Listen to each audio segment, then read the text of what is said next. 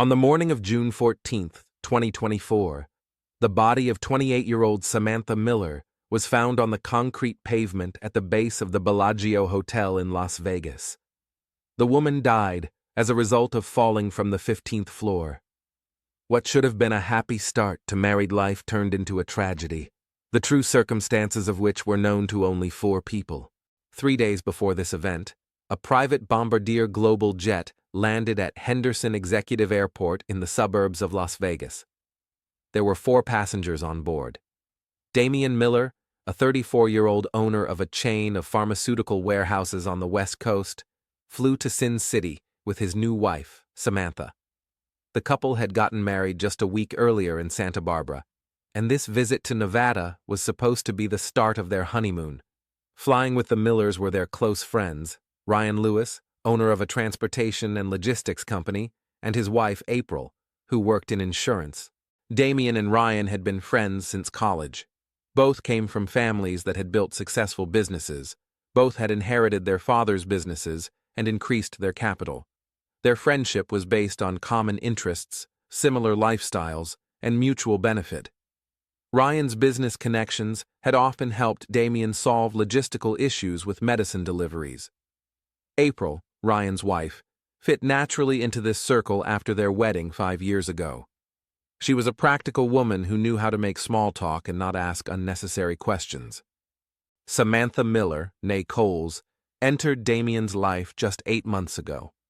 They met at a charity event where Samantha was working as the event coordinator. She came from an ordinary middle-class family, grew up in Fresno, and graduated from college with a degree in management.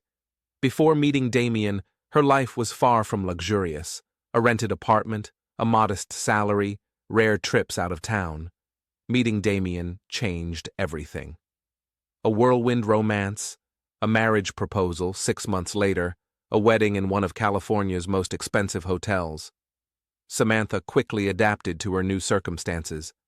She sincerely enjoyed not having to worry about money, wearing designer clothes, and flying on private jets. The decision to take Lewis on their honeymoon was Damian's initiative. He explained to Samantha that it would be more fun that way, that Ryan was his best friend, and that it would be strange not to share the joy with him. Samantha had no objections. She liked April, even though she kept her distance, as if she were evaluating her husband's new wife from afar. A limousine took the 4 of them from the airport to the Bellagio Hotel on the Las Vegas Strip. The hotel towered over the avenue like a massive tower of glass and concrete. 32 floors, 2,000 rooms, a casino, restaurants, bars, and nightclubs. Damian had booked the presidential suite on the 15th floor. 4 rooms, panoramic windows, marble floors, a private bar, and a jacuzzi. The Lewises stayed in a suite on the floor below. Samantha stood at the window, looking out at Las Vegas in the evening. The city was coming to life. The neon casino signs were flashing one after another. The traffic on the strip was getting heavier, and crowds of tourists were filling the sidewalks. Damian hugged her from behind. "Do you like it?" he asked. "It's incredible," Samantha replied. "I never thought I'd live like this." Damian smiled. "This is your life now. Get used to it." They spent the first hour in their room, unpacking and settling in. Then they went downstairs, where Ryan and April were waiting for them. The Bellagio Casino occupied the entire first floor. Endless rows of slot machines, roulette, poker, and blackjack tables, a bar with live music. The air was thick with the smell of cigar smoke and expensive perfume. The sounds of slot machines, laughter, croupiers' voices, and the clink of coins all merged into a single hum. Damian led them to the blackjack table. He put $5,000 in cash on the table, received his chips, and began to play. Ryan joined him, betting $3,000. Samantha and April stood nearby, watching the game. Damian played aggressively, doubling his bets when luck was on his side. He won the first 2 hands, then lost 3 in a row, but that didn't bother him. Money was just a tool for entertainment to him. "Bet, baby," he said to Samantha, handing her several $100 chips. Samantha took the chips and placed them on the table. Her hand was shaking with excitement. The dealer dealt the cards. Samantha had 21 points. She won. Damien laughed and kissed her on the cheek. "You bring me luck," he said. They spent the next 3 hours at the gaming tables. Damien spent about $15,000, winning back about half. Ryan was more cautious and ended the evening almost even. Samantha continued to play with her husband's money, experiencing excitement with every win and slight disappointment with every loss, even though she understood that these amounts meant nothing to Damien. April didn't play. She drank champagne and watched the people in the casino, occasionally exchanging a few words with Samantha. Around midnight, they moved to the hotel restaurant. They ordered oysters, steaks, and a $300 bottle of red wine. The conversation was light and superficial. Ryan talked about a recent deal with a major retailer, and Damien complained about problems with one of his suppliers. The women kept the conversation going without getting into the details of the business. After dinner, Samantha excused herself and went outside to make a phone call. She took out her phone and dialed the number of Jessica Ridge, her best friend. Jessica worked as a manager in a retail chain, and they had been friends since college. In recent months, they had been talking less often. Samantha's new life was demanding her time, and their social circles had changed significantly. But Jessica remained the only person with whom Samantha could be completely honest. "Jess, hi," Samantha said when her friend answered. "Sam, you finally called. How's the honeymoon?" Jessica's voice sounded joyful. "Jess, it's just incredible. We're in Las Vegas at the Bellagio. Damien booked the presidential suite on the 15th floor. You should see this room." Huge windows, a view of the whole city, a marble bathroom, just like in the movies. "We went to the casino today. Damien spent a ton of money, but he doesn't care. He's just having fun. I even played myself, can you believe it?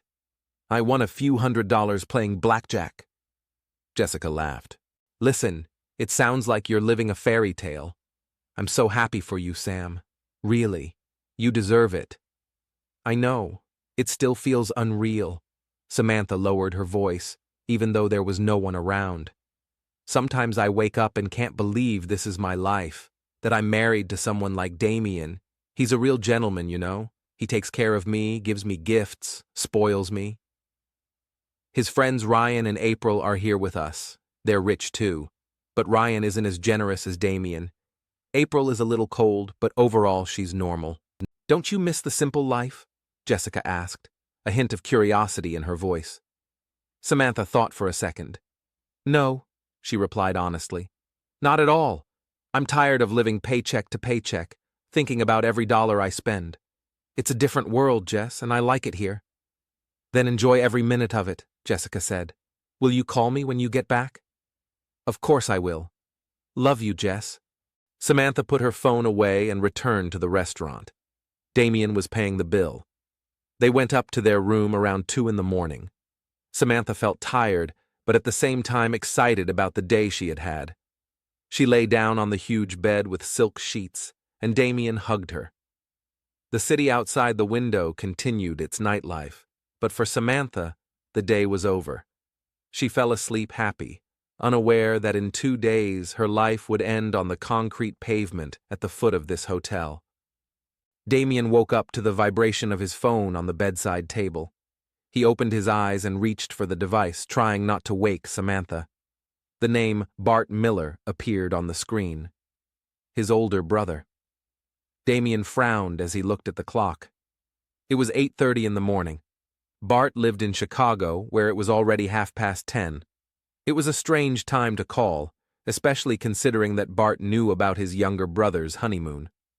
Damien quietly got out of bed and went into the living room, closing the bedroom door behind him. He answered the call. "Bart, what's going on?" His brother's voice sounded tense, lacking its usual ease. "Damn, I need to meet with you, right now. It's urgent." Damien ran a hand over his face, trying to wake himself up completely. "Are you kidding? I'm on my honeymoon, in case you forgot. Can't this wait at least a week?" "No, it can't," Bart's answer was categorical. "I'm already on the plane. I'll be in Las Vegas in 2 hours. Damn, trust me, this is more important than anything you're doing right now.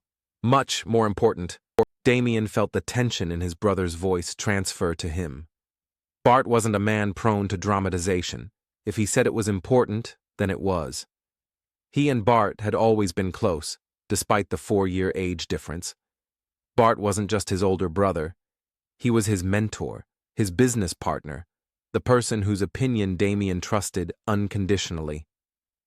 When their father died 10 years ago, it was Bart who helped Damien get into the family business, teaching him how to manage warehouses and negotiate with suppliers and customers. "Okay," Damien finally said. "Where shall we meet?" "The Palm Garden restaurant, 2 blocks north of your hotel. Do you know it?" "I'll find it. I'll be there at 11 sharp.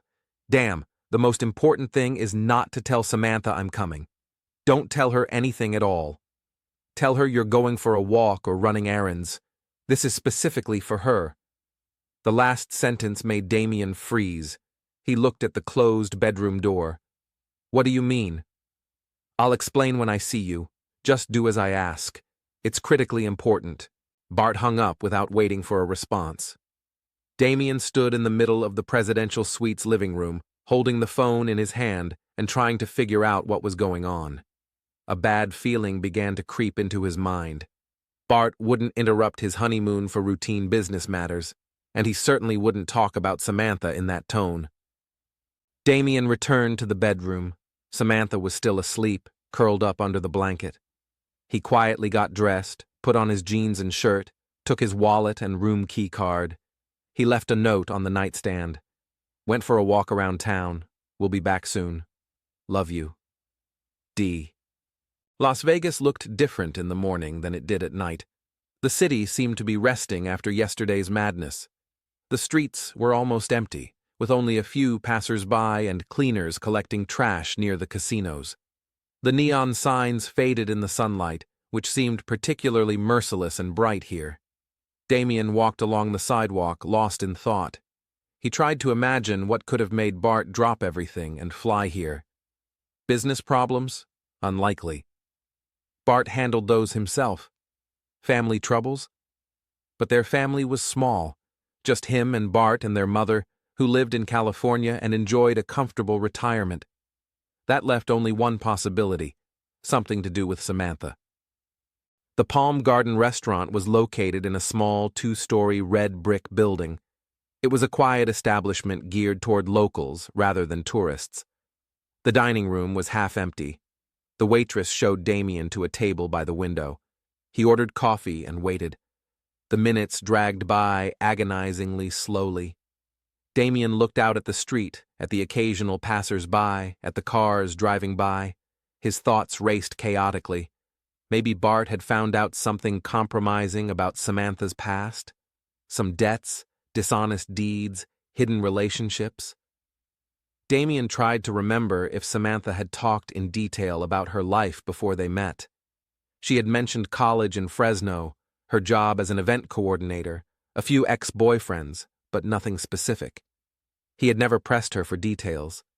It was enough for him to know who she was now, a beautiful, intelligent, attentive woman who loved him and was ready to share his life. At exactly 11 o'clock, Bart entered the restaurant. He looked tired. His eyes were red, his clothes slightly wrinkled, his face unshaven. Bart was a few inches taller than Damien, with a more massive build. He always gave the impression of being in control, but now there was tension in his movements. He was carrying a brown leather briefcase under his arm. Bart walked over to the table and sat down opposite his younger brother without saying hello. The waitress brought him a menu, but he waved her away. "Just water," he said. Damien looked at his brother, waiting for an explanation. Bart took an A4 folder out of his briefcase and placed it on the table. His fingers lingered on the cover for a second, as if he were unsure whether to continue. "Damn, what I'm about to say and show you will change everything." Bart began slowly, looking his brother in the eyes. "And I wish I were wrong. I swear to God, I wish it weren't true. But facts are facts." "Go on." Damien felt his stomach tighten. Bart took a deep breath. "After your wedding, I couldn't shake the feeling that something was wrong with Samantha. I don't know if it was intuition or something else. but I felt like she was hiding something important. Her past seemed too vague. You never met her parents, right? She always said they lived far away, that their relationship was complicated. She had almost no friends from her past, except for this Jessica. There were no photos from college, from her youth. Nothing. It was as if her life had only begun a few years ago. Damien wanted to argue, but he realized Bart was right. He had never really thought about it seriously. Samantha explained her lack of ties to the past by saying she wanted to start a new life, that her old acquaintances didn't matter. It seemed romantic. I hired private investigators, Bart continued, professionals. I gave them all the information I could find about Samantha. They worked for 3 months. And what they found? Damn, your wife is not who she says she is. Bart opened a folder and took out several photographs, placing them in front of Damien. The first photograph had been taken many years ago, judging by the quality and the clothing of the people in the picture. It showed a young man, 18 or 19 years old, thin, with short hair, wearing jeans and a t-shirt. He was standing at the entrance to some building, possibly an educational institution. Damien looked closely at the face. The features were familiar, but he couldn't immediately figure out why. "Who is this?" he asked. "Look closely at the face," Bart said quietly. "At the eyes, the shape of the lips, the cheekbones." Damien looked at the photo again, and then it hit him. The eyes. He had seen those eyes every day for the past 8 months. Brown, slightly almond-shaped, the lips, just as full, the cheekbones. He felt the air catch in his throat. "No," he whispered. "It can't be." Bart placed another photo in front of him. It was the same young man, but a little older, around 20. The photo had been taken in a bar or club. A girl was standing next to him, and they were hugging. And again, those eyes, those features. His name was Samuel Coles, Bart said, each word sounding like a hammer blow. Born March 23, 1996, in Fresno, California. He graduated from college and worked in various places. At the age of 23, he began hormone therapy. At 25, he underwent gender reassignment surgery. He changed his name to Samantha. All documents were officially reissued. Your wife used to be a man, Damien. Damien stared at the photos, unable to look away. His brain refused to accept this information. It was impossible. Samantha was a woman. He had been in bed with her. He knew her body. But the longer he looked at the photos, the more he saw the resemblance. It was her, or him, Samuel, who had become Samantha. "That's not all." Bart's voice became even harsher. "The detectives got access to her medical records. Illegally, yes, but I paid enough so they wouldn't ask questions. Damn, Samantha has HIV.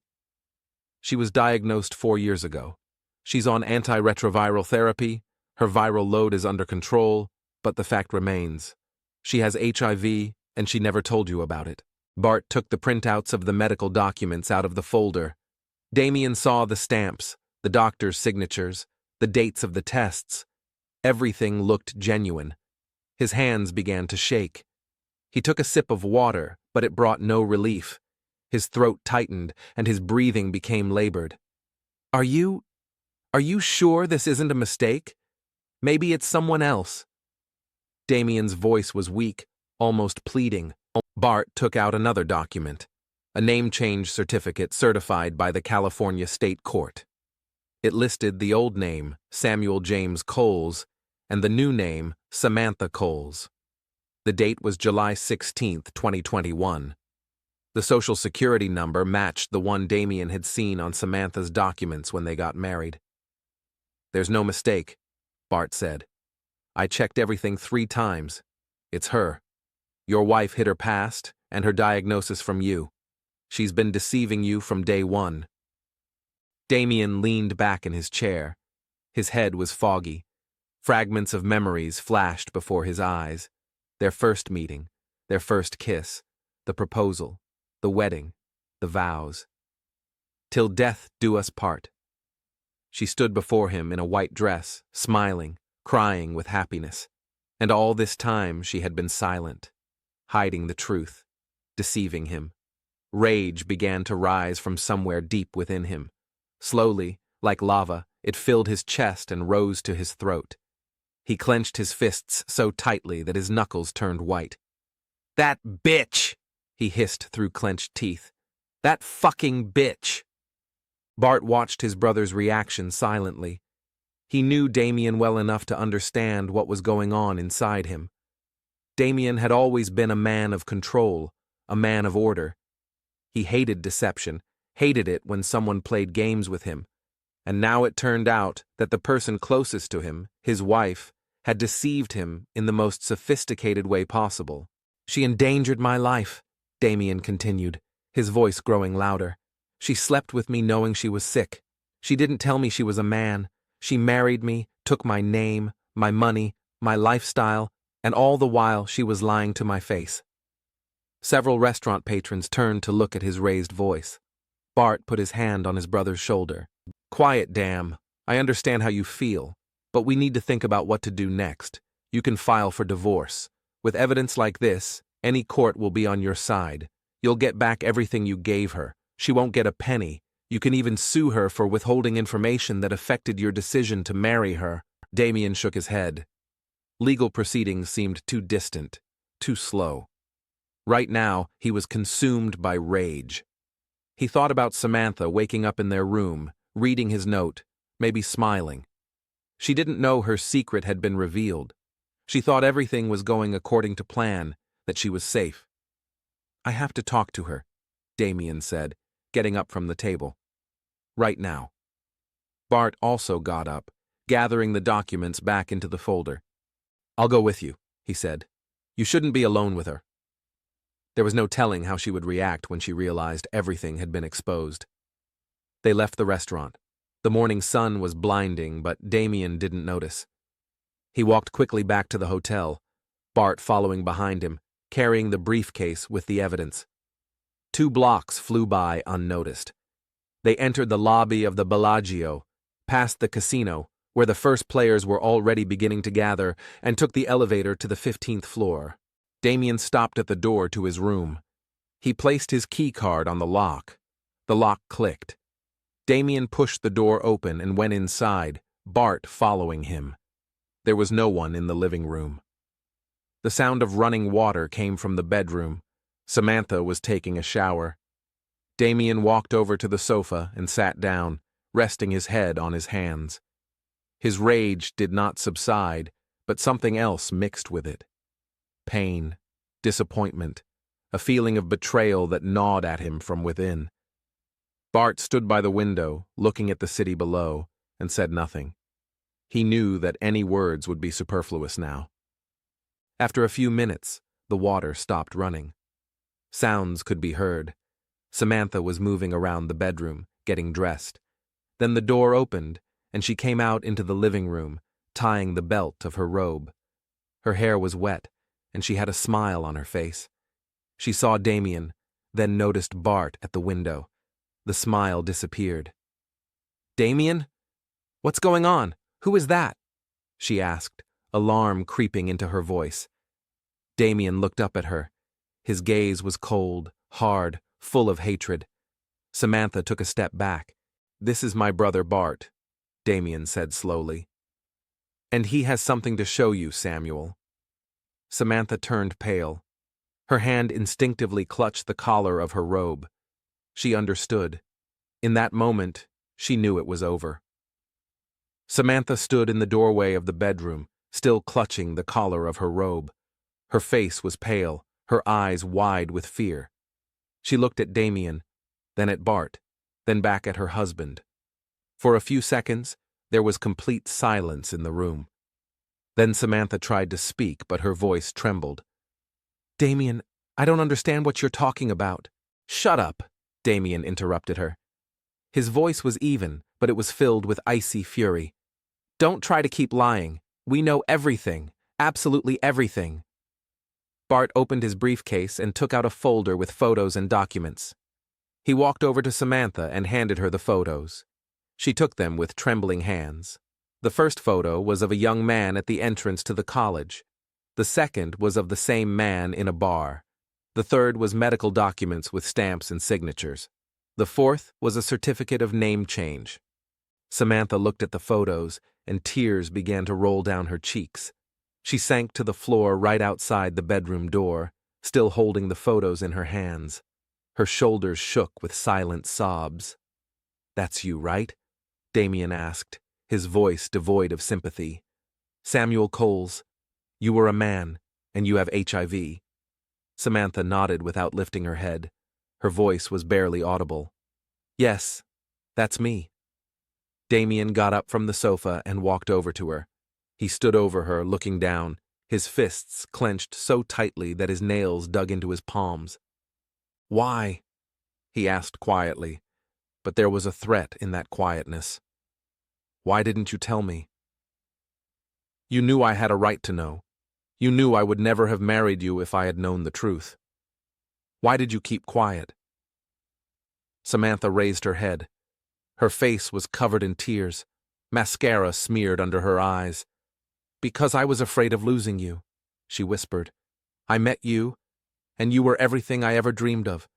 You were kind, generous, successful. You fell in love with me. I knew that if I told you the truth, I would lose you forever. I couldn't let that happen. I love you, Damien. I really do." "You love me?" Damien laughed, but his laughter was bitter and angry. "You call this love? Lying from day one? Hiding the fact that you put me at risk of infection? You slept with me knowing you were sick. You could have killed me." "The viral load is undetectable," Samantha said quickly, choking on her words. "I'm on medication. I can't infect anyone. The doctors said the risk is 0. I would never put you in danger, I swear. "Shut up!" Damien shouted, and Samantha flinched. "I don't care about your explanations. You lied to me. You deceived me. You married me under false pretenses." Bart stood by the window, watching the scene. His face was impassive, but his eyes followed his brother's every move. He saw Damien's rage reaching boiling point and knew that something irreparable could happen at any moment. Damien grabbed Samantha by the arm and pulled her up from the floor. She cried out in pain, but he didn't let go. He dragged her across the living room to the balcony. Samantha tried to break free, clinging to the furniture with her free hand, but Damien was stronger. He threw open the glass balcony door and pushed her outside. The wind hit her face, and the city spread out below like a toy model. 15 floors to the ground. "Damien, please don't!" Samantha cried, begging, clinging to the balcony railing. "Forgive me, please, I'll make it up to you, I'll do anything, just don't." Damien pushed her toward the edge of the balcony. Samantha hit her back against the railing and screamed. Bart followed his brother out onto the balcony. He understood what was happening. He saw the determination in Damien's eyes, and he wasn't going to stop him. On the contrary, he walked over and stood next to him. "She ruined your life, Dam," Bart said calmly. "She used you. She disgraced our family. You can't let her get away with it." Damien looked at his brother. His eyes showed gratitude for his understanding. He grabbed Samantha again, this time by the shoulders. Bart grabbed her legs. Samantha screamed, fought back, scratched, but she had no chance against 2 men. They lifted her over the railing. The last thing she saw was the cold Nevada sky and the indifferent faces of her 2 brothers. Then they let her go. Samantha fell 15 stories in complete silence. Her scream stopped almost as soon as she began to fall, as if fear had robbed her of the ability to make a sound. Her body hit the concrete pavement at the hotel entrance with a dull thud that the brothers couldn't hear from above. Damien and Bart stood on the balcony, looking down. A crowd was beginning to gather below. People were shouting and pointing. Someone took out their phone. "We need to get back inside," Bart said. "Quickly." They turned and went back into the room. Damien closed the balcony door. His hands were shaking, not from fear but from adrenaline. He had just killed his wife. The thought pierced his consciousness, but it was not accompanied by remorse. Only anger and a sense of justice. She deserved it. She had deceived him, endangered him, disgraced him. At that moment, the door to the room opened without a knock. Ryan and April Lewis entered the living room. They were going to invite their friends over for breakfast and didn't think they needed to warn them about their visit. Ryan was the first to notice the expressions on Damien and Bart's faces. Then his gaze fell on the open balcony door, on the railing behind the glass. April froze next to her husband. "Damn, what's going on?" Ryan asked slowly. "Where's Samantha?" Damien and Bart exchanged glances. Then Damien nodded toward the balcony. "She fell," he said in an even voice. "From the balcony." Ryan and April rushed to the balcony at the same time. They looked down and saw a crowd gathered around the body. Someone had already covered it with something light-colored, possibly a tablecloth from the restaurant. Police sirens began to approach. April covered her mouth with her hand, stifling a cry. Ryan turned to Damien, his face pale. "What do you mean, fell?" he asked, his voice trembling. "What did you do?" Damien didn't answer. Bart stepped forward, his voice calm and confident. "Samantha wasn't who she said she was," he began. "She hid important information from Damien. She was transgender and had HIV. She married him knowing all this and never told him the truth. She deceived him, put his life in danger, and used his money." Ryan listened, his eyes fixed on Bart. April stood by the balcony, still looking down at the tragedy unfolding below. Bart continued. "Damien had every right to defend himself and his honor. What happened was an act of justice. But now we need to think about what happens next. The police will be here in a few minutes. They will ask questions, and we must be prepared to give the right answers." "You want us to lie to the police?" Ryan asked, his voice sounding incredulous. "You want us to become accomplices to murder?" Damien walked over to his friend. He put his hand on Ryan's shoulder and looked him straight in the eye. "Ryan, you're my best friend," he said, his voice softening, almost pleading.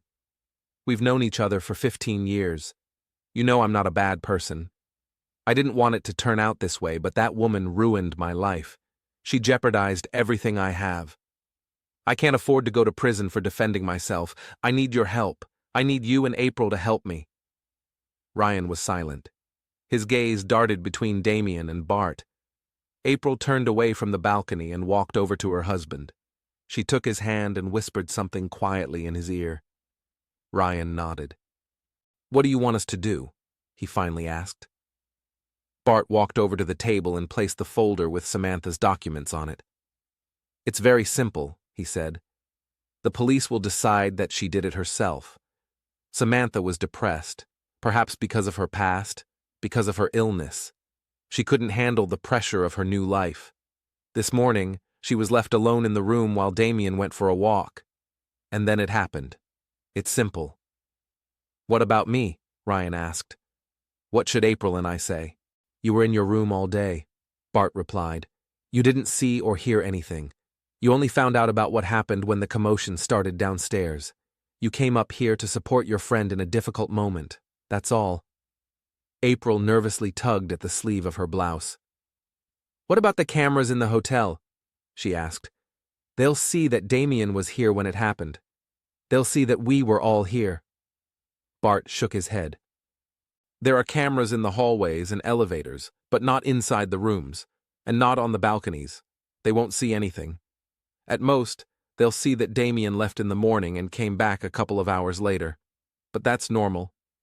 He was out for a walk, meeting me at the restaurant.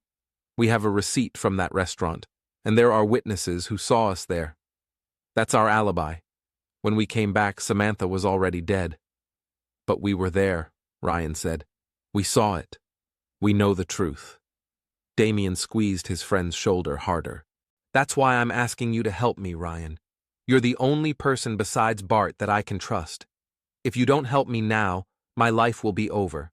I'll be in prison for decades. Everything I've built, everything I've achieved, it will all be gone. But if we stick together, if we stick to one story, nothing will happen. Samantha was a liar. She's the one to blame for what happened. The police won't find any evidence to the contrary.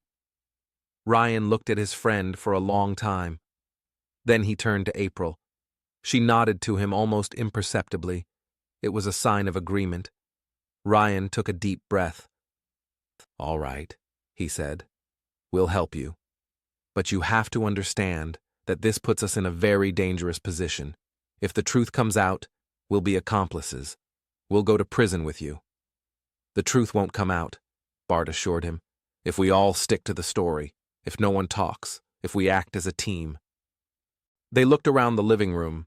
There were no obvious signs of violence. Samantha hadn't had time to resist enough to knock over furniture or break anything. Bart went into the bedroom and returned with a note Damien had left that morning. He had placed it on the coffee table in the living room so it would be visible. It confirmed the story that Damien had left, leaving his wife alone. Voices and footsteps could be heard in the hallway. The hotel was beginning to respond to the incident. Bart took his briefcase with his documents and hid it in the bedroom closet. The police must not see these papers. There was a loud, insistent knock on the door. Then a voice from the hallway. "Police! Open the door!" "Remember," Bart said quietly, "we know nothing. Samantha was alone. She was depressed. Stick to that story, no matter what happens." Damien looked at Bart, then at Ryan and April. The four of them stood in the living room of the presidential suite, united by a terrible secret. They had killed a man, or, more accurately, Damien and Bart had killed him, while Ryan and April had witnessed it and agreed to help cover up the crime. Now their fates were bound together forever.